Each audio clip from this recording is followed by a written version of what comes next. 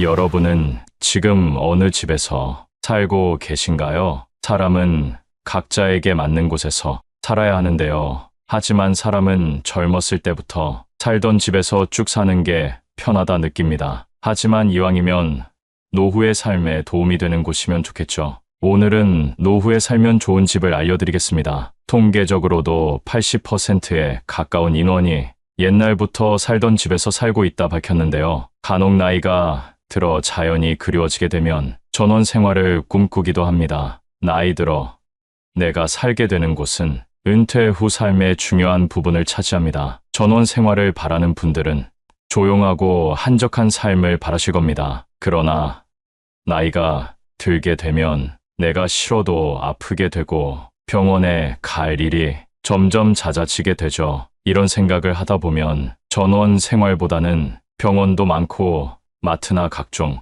문화시설이 잘 되어 있는 도시에서 쭉 사는 것이 더 낫다고 느껴집니다. 그렇다면 여러분은 은퇴 후 어디에서 살고 싶으신가요? 사람은 나이가 들면 모험심이 사라지고 안정을 추구하게 됩니다. 또한 사는 곳이 바뀌게 되면 적응하기 힘들다는 이유로 이사를 주저하게 되기도 합니다. 그래서 오늘 이 영상을 준비했습니다. 노후를 앞두고 새로운 집을 선택할 때 알아야 할 6가지를 말씀드리겠습니다. 첫 번째, 10평 이하 좁은 집은 피해라. 은퇴 후 자녀들은 모두 출가하고 부부끼리 살거나 혼자 사는 분들이 많을 겁니다. 이때 나는 넓은 집이 필요 없으니 좁은 집으로 가야겠다 결심하는 분들이 상당히 많은 것으로 알고 있는데요. 이와 관련해서 정부에서 지원하는 임대주택들도 10평 전후로 공급되는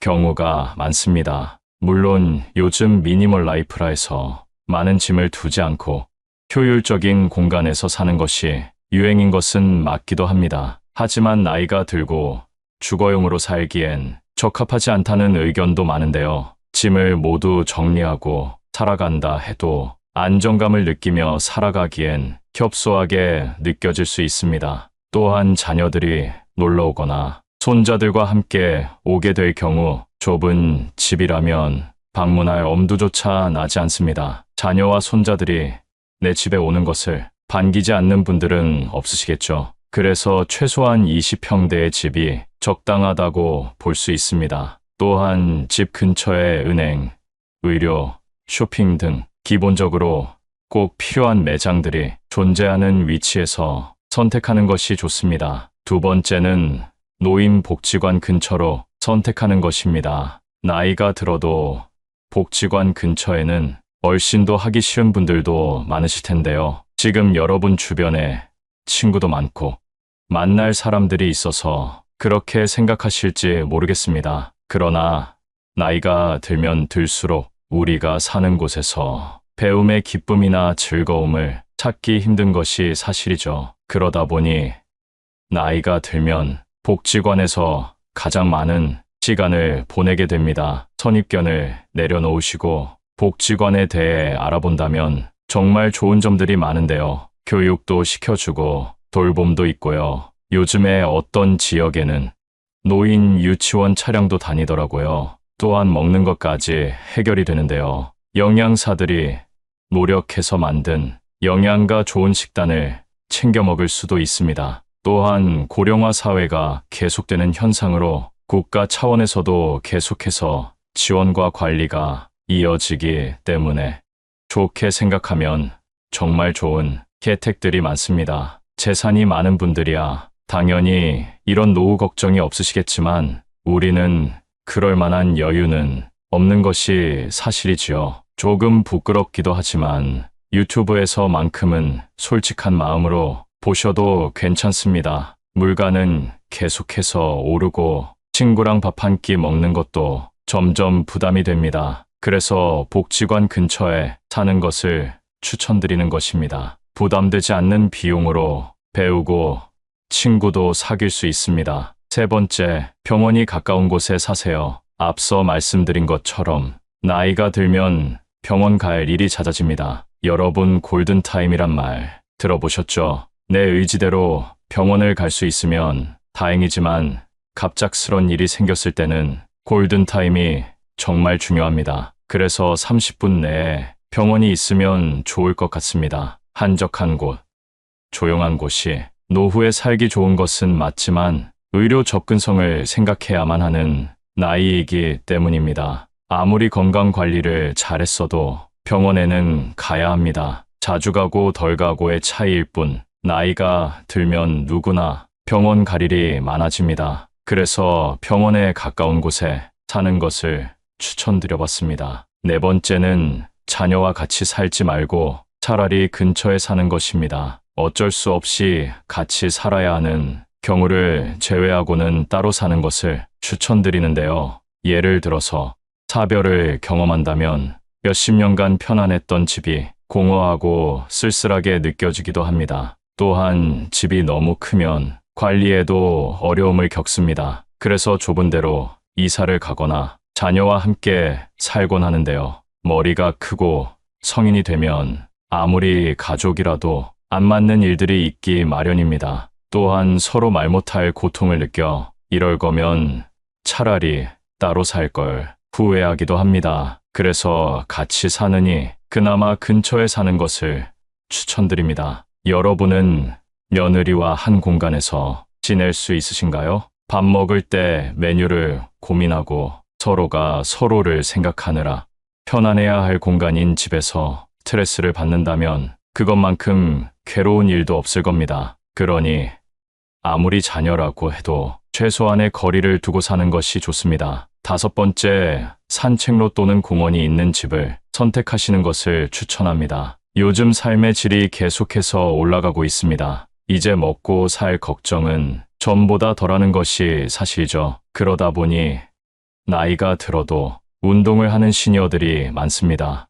운동을 하기 싫어도 나이가 들면 꼭 하시는 것이 건강 유지의 비결인데요. 노후엔 시간이 상대적으로 여유 있어지기 때문에 집에만 있는 것보다 야외 활동은 꼭 하시는 것이 좋습니다. 집 주변에 산책만 하더라도 우울증 예방이나 심혈관 건강에도 매우 좋습니다. 아무래도 집에서 가까우면 한 번이라도 더 걷게 되고 나가게 되고 습관화하기 좋기 때문에 더더욱 좋습니다. 여섯 번째는 노후에 살 집은 따로 있다. 우리가 집을 소유하게 되면 재산세, 관리비 등 유지보수에 들어가는 비용이 상당히 많이 생깁니다. 젊어서부터 살아온 집이라면 배관이 노후되어 누수가 있는 등 문제가 생기기 마련입니다. 또한 언젠가는 요양원에 가기 위해 내 집을 팔아야 할 때가 올 수도 있습니다. 그래서 내 집 시세가 얼만지 항상 예민하게 알고 계시는 것이 좋습니다. 요양원이 아니더라도 갑작스레 병원 신세라도 지게 되면 그에 필요한 돈이 있어야 합니다. 젊어서부터 노후 준비를 잘해둬서 저축한 돈이 많다면 괜찮겠지만 그게 아니라면 내 집을 빠르게 팔아야 할 수도 있습니다. 아무래도 현금성 자산은 많이 모으지 못하는 것이 요즘의 현실이라 혹시나 생길 수 있는 상황에 미리미리 대비하는 것이 좋습니다. 이 영상을 보고 있는 지금부터라도 저축하는 습관을 가지는 것을 정말 추천드리는데요. 행복한 노후를 위해 저축을 잘 해놔야 합니다. 노후 생활은 현실이기 때문에 최소한의 생활비는 있어야 살아갈 수 있는데요. 여러분이 생각하시는 최소한의 생활비는 얼마인가요? 한국에서의 적정 생활비는 부부 기준으로 277만 원이라고 정도라고 합니다. 건강을 꾸준히 챙겼다면 2,300만 원으로도 생활이 가능합니다. 노후에 이 정도 금액이 확보되어 있는 분들은 위험이 있는 투자는 하지 않는 것이 좋습니다. 돈이야 많을수록 좋지만 노후에 투자 실패로 빚을 갚아야 해서 일하시는 분들을 보면 마음이 아픕니다. 제 주위에도 이런 분이 있는데 아무것도 하지 않았으면 그래도 먹고 살 걱정은 없었는데 투자를 잘못해서 일을 하느라 고생하고 있습니다. 투자 실패를 이야기하시며 눈물 흘리는 모습을 보고 저도 덩달아 눈물이 고였는데요. 노후에는 의외로 엄청난 돈이 있는 것보다 가끔 사람들 만나서 커피 한 잔 마시고 등산도 다니고 맛있는 것도 먹을 정도의 돈만 있어도 충분히 행복하게 살아갈 수 있습니다. 이 정도 금액이 준비되어 있지 않더라도 국가에서 고령화 정책으로 일자리나 지원금 등 여러 방면에서 정책이 만들어지고 있으니 지금이라도 다가올 노후를 위해 저축을 하신다면 노후에 큰 도움이 될 겁니다.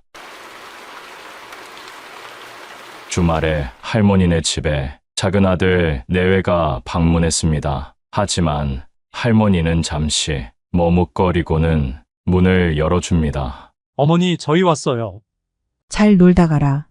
손자도 왔는데 할머니는 그냥 방으로 들어가 버립니다. 이 가족에게 어떤 사연이 있는 걸까요? 할머니는 6남매 중에 첫째로 태어나 안 해본 것이 없을 정도로 생계를 책임지며 살았습니다. 할머니가 11살이 되던 해에 아버지가 돌아가셨기 때문입니다. 홀어머니와 함께 가족을 책임지는 일이 보통 힘든 삶이 아니었습니다. 하지만 할머니는 가족들을 위해 낮이고 밤이고 일했습니다. 그리고 할머니는 18살에 연상의 남편을 만나 결혼을 했습니다. 참 다정하고 좋은 사람이었습니다. 할머니는 어머니마저 여의고 슬픔에 잠겼지만 남편 덕에 행복한 날을 살아갈 수 있었습니다. 그러나 남편은 하던 사업에 실패로 어느 날부터인지 술을 먹기 시작하여 알코올 중독자가 되고 말았습니다. 그리고 바람까지 피우기 시작했습니다. 할머니가 보는 앞에서 다른 여자를 데려와 밥을 차려오라고 시켰습니다. 할머니는 남편이 전부라 뿌리칠 수 없었고 밥을 차려준 뒤 방 안에서 혼자 울 수밖에 없었습니다. 남편은 점점 심해졌습니다. 돈을 벌어서 주지도 않았고 할머니에게 돈을 벌어오라며 급기야 할머니를 때렸습니다. 2명의 자식이 있던 때라 할머니는 자식들에게 이런 모습을 보이기 싫어 동생 집에 자식들을 맡기게 되었습니다. 하지만 자식들은 그곳에서 눈치 보며 살 수밖에 없었고 심한 차별도 겪어야 했습니다. 할머니는 밤낮으로 일하며 번 돈을 동생에게 보내주었지만 동생은 할머니 자식에게 쓰지 않았습니다.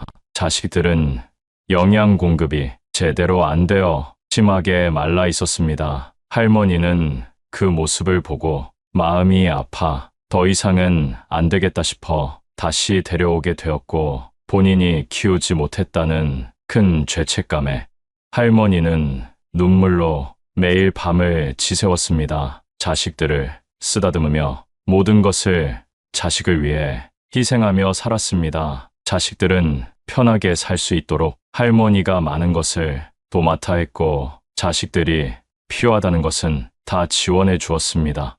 그렇게 시간이 흐르고 자식들도 결혼을 했습니다. 할머니의 마음은 더 많은 걸 못해준 것에 대해 아쉬움이 남았지만 자식들이 모두 결혼하고 행복한 삶을 사니 거기에 만족할 수 있었습니다. 자식들은 할머니 집에 자주 방문하여 할머니와 함께 시간을 보냈습니다.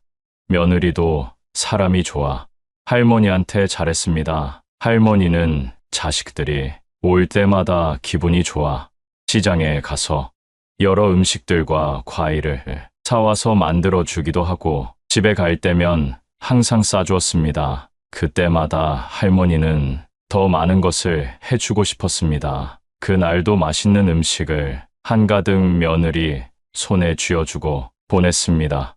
저녁이 되어 할머니는 잠시 바람을 쐬러 집 앞을 걷고 있는데 전봇대 앞에 놓여진 봉지를 발견했습니다.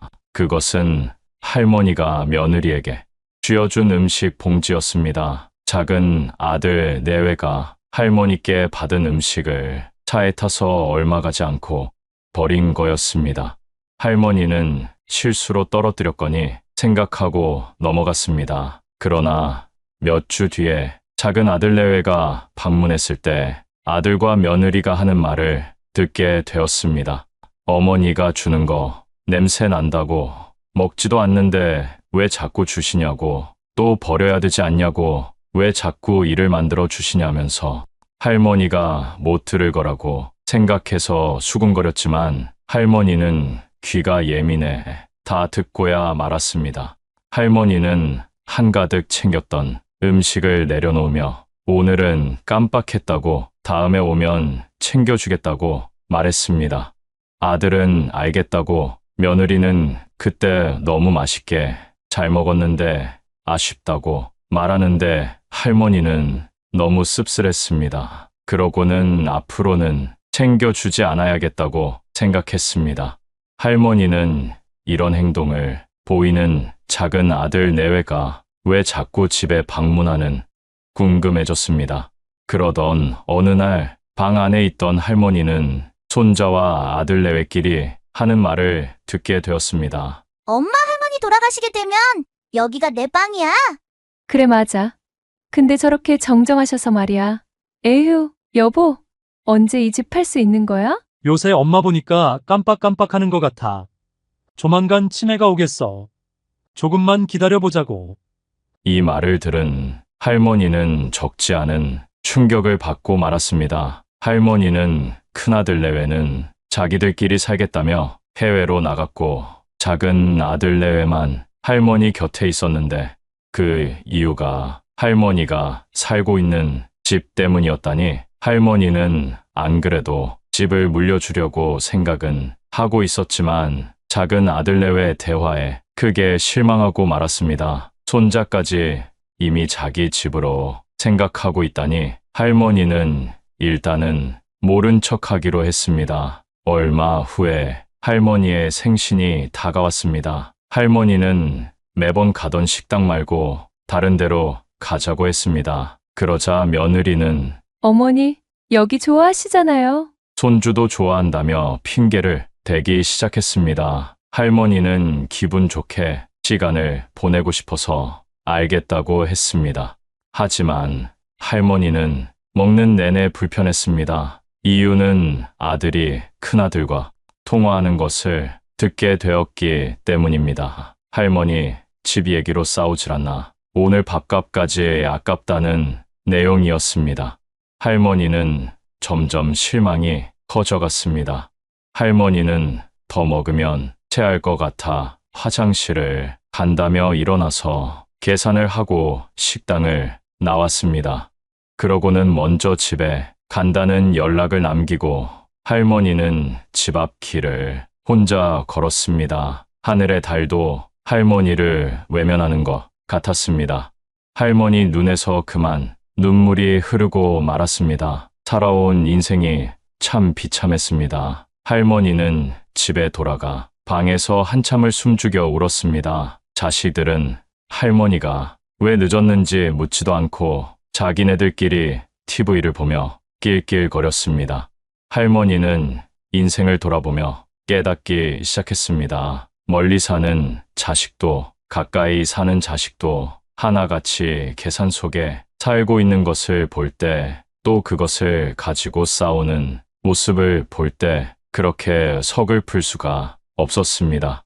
할머니는 10살이 되기도 전부터 산전수전 겪은 일들을 기억하고는 다짐했습니다. 이제라도 내 삶을 살아보자고, 이제 부모 노릇 그만하고 나를 위해서 살아보자고 큰 결심을 시작했습니다. 할머니는 자식들을 위해 희생하며 살아온 것을 생각하며 지금껏 못 해본 것들을 하나하나 적었습니다.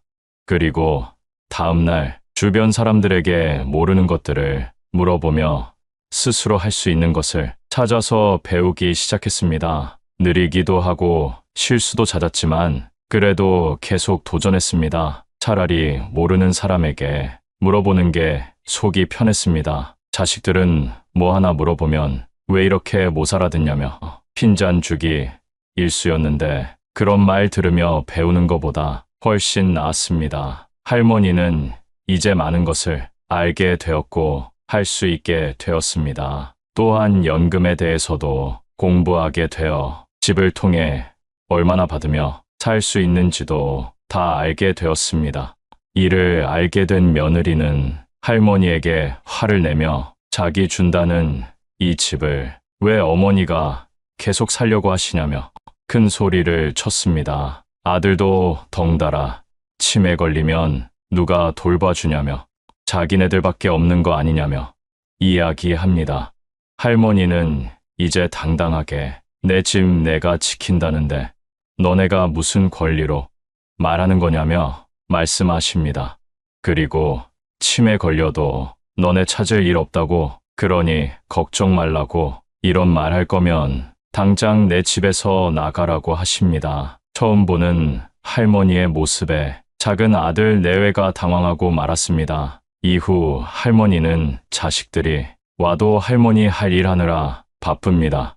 할머니는 이제라도 자식을 내려놓고 자신만을 위한 삶을 시작했습니다. 여러분 한씨 할머니를 보며 어떤 생각이 드시나요? 왜 내 자식에게는 이토록 약해지는 걸까요? 나의 아이가 언제 이렇게 컸는지 태어났을 때부터 성장할 때까지 옆에서 가장 많이 지켜본 사람이 바로 부모이기 때문입니다. 또한 자녀가 성장하여 스스로 잘한다고 해도 여전히 작은 아이로 보일 뿐입니다. 이게 바로 부모 마음입니다. 아이를 볼 때마다 정말 잘 키우겠노라고 힘들어도 참고 견디고 이겨내자고 매일 수백 번, 수천 번 다짐하면서 키워낸 내 자식이기 때문에 힘든 이 세상 살아가기 어려우니 뭐라도 있으면 더 해주고 싶은 마음이 드셨을 겁니다. 그래서 눈 감는 그날까지도 물려줄 재산이 얼마나 되는지 혹은 얼마나 될까를 생각하며 자식들을 위할 것입니다. 요즘에는 자식들이 집에 온다고 해도 썩 반갑지가 않습니다. 물려받을 재산 생각만 하고 부모는 안중에 없다는 게 느껴지기 때문인데요. 여러분은 자녀를 언제까지 책임져야 한다고 생각하시나요? 많은 부모님들이 눈을 감을 때까지도 그 책임감을 다 내려놓지 못합니다. 이렇게 부모는 자신이 눈 감을 때까지도 필요 이상의 것들까지 고민합니다.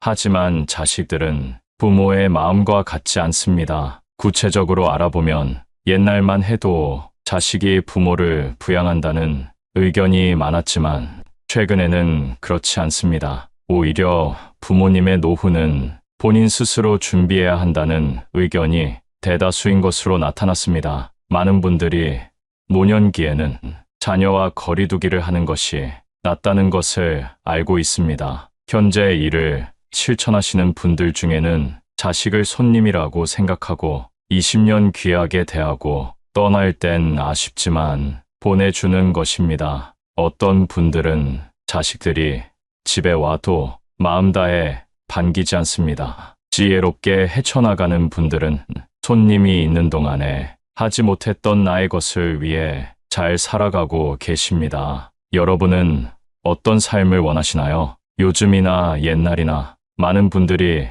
자식에게 쓰는 돈은 아까워하지 않습니다. 그리고 재산의 대부분을 물려주려고 합니다. 그리고 자신에게 쓰려면 아까워합니다. 그래서 나이가 들면 돈을 쓰는 연습이 필요합니다. 돈은 쓰기 위해 번다는 말이 있습니다. 남은 노후만큼은 우리 부모님들 자신을 위해서 편안하게 지내셨으면 좋겠습니다. 나이 60이 넘으면 젊었을 때 했던 행동을 후회하면서 과거에 머물러 있는 분들이 많은데요. 인생의 후반전은 60부터 시작이라는 말 다들 들어보셨을 겁니다. 그러니 나이가 들면 이런 마음으로 살아갔으면 합니다. 더 이상은 내 인생을 희생하지 않고 나를 위해 살아봅시다. 이 영상을 끝까지 보시면 인생의 후반전을 후회 없이 성공적으로 보내는 방법을 알게 되실 겁니다. 곧 이른이 되는 60대들이 꼭 후회하는 7가지에 대해 알아보겠습니다. 첫 번째, 배우자에게 잘해야 됩니다. 나이 먹고 내 몸이 아플 때 내 곁을 지킬 사람은 결국 내가 밥 사주고 술 사 먹인 사람이 아닌 배우자입니다. 결혼 생활을 50년 넘게 했어도 나를 무시하고 구박하는 배우자 때문에 고생하시는 분들을 많이 봤습니다. 내 인생에서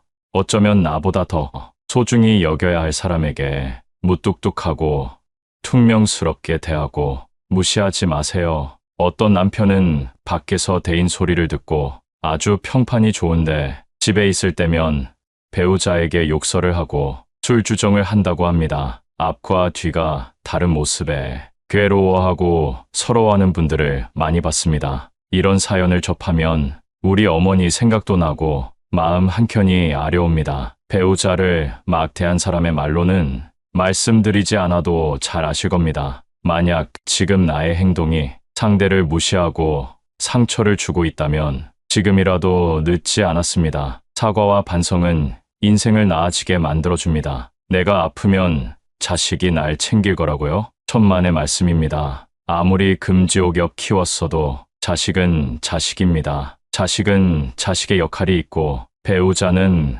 배우자의 역할이 있는 것입니다. 자식이 자라서 가정을 꾸리게 되면 1순위는 부모보다 가정이 됩니다. 서운해하지 마세요. 여러분도 다 그렇게 살아왔습니다. 이는 불효가 아니라 자연스러운 인생의 과정입니다. 결국 내 옆에 있는 배우자 단 한 명이 내 인생의 마지막까지 함께하는 동반자라는 사실을 기억하세요. 요즘은 100세 시대입니다. 예전의 60대와 지금의 60대는 다릅니다. 그만큼 세상도 달라져서 통계적으로 황혼이혼도 증가하는 추세라고 합니다. 남은 인생 나를 위해 살겠다는 마음으로 이혼한다고 합니다. 자식들도 다 키웠겠다. 나를 힘들게 하고 구박하는 배우자와는 삶을 함께 할 이유가 없다는 것이지요. 그러니 배우자에게 잘해주세요. 주위를 둘러보면 나이가 들어도 젊은 연인처럼 또 친구처럼 알콩달콩 살아가는 노부부도 많습니다. 얼마 전 등산이나 산책 같은 운동이나 취미도 함께하며 공감대를 형성하고 친구처럼 지내는 분들을 봤는데요. 그분들이 하시는 말씀이 어딜 가도 함께할 사람이 있으니 마음이 너무 편하다고 합니다. 이렇게 배우자와 가깝게 지내면 장점이 많습니다. 내가 힘들 때 내 고민을 털어놓을 수 있고 그 비밀이 다른 곳에 새어나갈 걱정을 하지 않아도 됩니다. 그리고 진정한 나의 편이 한 명 있는 것만으로도 삶에서 큰 힘이 됩니다. 더 늦어서 후회하기 전에 따뜻한 가정을 만들어 보세요. 두 번째, 혼자 잘 지내는 방법을 배워야 합니다. 혼자 있을 때 외로움을 느끼는 분일수록 연습해야 합니다. 성인이 되면 홀로서기 해야 된다고들 말합니다. 하지만 60이 넘고 70이 다가와도 진정한 홀로서기를 하신 분은 몇 없습니다. 머리로는 알지만 마음과 행동이 따라주지 않는 것이지요. 그래서 나이가 들어 자식에게 의지하거나 배우자만을 바라보고 살아가면 언젠가 내가 혼자가 됐을 때 견뎌내기 힘들어집니다. 또한 지인들이 많으면 많을수록 노후의 상처나 배신당할 일이 많아집니다. 나이가 들수록 친구는 필요하지 않다 라고 하는 말을 유튜브에서 많이 봤습니다. 제 생각에도 맞는 말인 것 같습니다. 성인이 되고 환경이 다른 곳에서 살아가다 보면 가치관이 바뀌고 처한 환경도 달라지기 때문에 친했던 친구가 점점 불편해지곤 합니다. 이럴 때 사람들은 굉장히 불안해하고 나에게 무슨 문제가 있는 것은 아닌가 걱정하게 되는데요. 전혀 걱정할 일이 아니고 인생을 살면서 겪는 아주 자연스러운 일이라고 말씀드리고 싶습니다. 그렇기 때문에 어쩌면 우리의 삶에서 고독과 외로움은 당연히 겪어야 하는 일입니다. 따라서 우리는 혼자서 잘 지내는 방법을 알아야 된다는 것입니다. 이제부터는 여러분을 위한 삶을 살아보세요. 하고 싶었던 취미도 배워보고 건강을 위한 운동 관리도 해보는 겁니다. 사람이 나이 60이 넘으면 만나는 사람이 점점 적어지는 것이 현실입니다. 그렇다고 우울해하지 마세요. 오히려 잘된 일입니다. 혼자 지내는 방법을 알려드리기 위해 만난 분들이 저에게 하는 말이 있습니다. 이제 혼자가 더 편하다 라고 말씀하십니다. 혼자서 산책도 하고 유튜브도 보고 등산하면서 새로운 사람들과 대화하고 마음 편하게 사는 삶이 이렇게 좋은 줄 몰랐다고 하십니다. 이런 마음가짐으로 세상을 살면 타인을 만나도 의지하는 마음이 없습니다. 그렇기 때문에 남의 눈치를 볼 일도 없고 오히려 그 당당한 태도 때문에 건강한 마음을 가진 사람들이 주위에 더 많이 모이게 됩니다. 외롭다고 아무나 만나는 분들이 종종 계시는데요. 그렇게 사람들을 만나도 외로움이 채워지지 않는다는 사실을 저는 이미 알고 있습니다. 이제 불필요한 곳에 쓰는 감정 소모를 줄이고 정말 나의 인생을 위해 살아보시는 것은 어떨까요? 세 번째는 젊을 때 더 저축해야 됩니다. 대한민국 노인의 현실은 생각보다 가혹합니다. 요즘 아침 일찍 길거리 무료 급식소를 가보면 무수한 줄이 늘어서 있습니다. 이분들이 젊었을 때부터 가난했을까요? 아닙니다. 단지 돈을 많이 모으지 못하고 은퇴한 분들이 대부분일 겁니다. 안 그래도 돈이 없으면 서러운데 늙어서 돈이 없는 것만큼 서러운 일이 없습니다. 최소한의 생활비는 있어야 그나마 평범한 노후 생활이 가능합니다. 인생의 흑자 구간이 우리의 청춘 때라고 합니다. 은퇴 후 노후를 맞이하게 되면 그때부터는 사실상 적자 구간입니다. 다시 말해 젊었을 때 모아둔 돈으로 노후 생활을 한다는 의미입니다. 그러나 내가 돈을 좀 잘 번다고 해서 씀씀이가 커지는 분들이 많습니다. 하지만 나이가 들수록 소비는 점점 커지고 수입은 적어지는 것이 현실입니다. 나이 들어 돈이 없으면 초라하고 자식 보기도 미안하며 어디가 아프기라도 하면 그 치료비 때문에 생활고에 시달리게 될 수 있습니다. 어디 그뿐만일까요? 나이 들어 돈이 없으면 친구 만나기도 꺼려집니다. 자식들에게 무시당하기도 하고 그 때문에 무기력해지고 우울에 빠지기도 합니다. 우리나라의 노인 빈곤율이 1위라는 사실 알고 계셨나요? 그러니 지금이라도 금융에 대한 공부는 기본적으로 해두시면 좋습니다. 우리나라 사람들 대부분이 열심히 일할 줄은 아는데 재테크할 줄은 모른다고 합니다. 자산을 불리고 부자가 되는 것을 목표로 하는 모습을 부정적으로 보던 시절도 있었습니다. 그러나 그 누구도 우리의 노후를 책임져 주지 않습니다. 그렇기 때문에 내 노후는 내가 책임진다는 생각으로 저축하는 습관을 가지고 재테크 공부를 해보세요. 네 번째, 건강을 잘 챙겨야 합니다. 요즘 100세 시대란 말이 많이 들립니다. 물론 평균 수명은 80세 정도에 그쳤다고 하지만 예전과 다르게 사람의 수명이 늘어난 것은 자명한 사실입니다. 그러니 지금부터 건강관리를 잘 하셔야 됩니다. 요즘 60대 얼굴을 보면 40대 같은 분들도 많이 보입니다. 그리고 건강관리를 잘 못해서 후회하는 분들을 많이 봤습니다. 건강의 중요성은 젊었을 때는 잘 모르다가 나이가 들면서 더 체감하게 된다고 합니다. 여러분은 늙어서 많이들 걸리는 질병을 떠올리면 어떤 것들이 있나요? 치매나 암, 콩팥병, 당뇨 등이 떠오르실 텐데요. 실제로 이런 질병들은 젊었을 때 하는 건강관리를 통해 발병률을 현저히 낮출 수 있다고 합니다. 오랫동안 살더라도 병상에 누워 장수한다면 무슨 의미가 있을까요? 그렇기 때문에 조금이라도 빨리 건강관리를 위한 운동을 시작하시는 것이 좋습니다. 건강을 잃으면 인생의 전부를 잃은 것이다 라는 말 들어보셨죠? 그러면 노후에 하기 좋은 건강관리 방법은